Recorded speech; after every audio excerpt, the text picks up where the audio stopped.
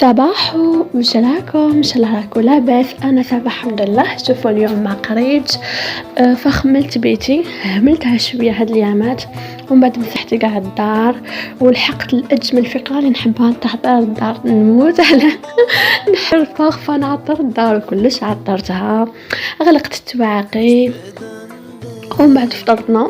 ما طيبنا ني الفطور ني والو، شرينا محاجب كنت مشاهيتهم فينالمون ما عجبونيش كامل تاع برا، جاي جوغ تقال.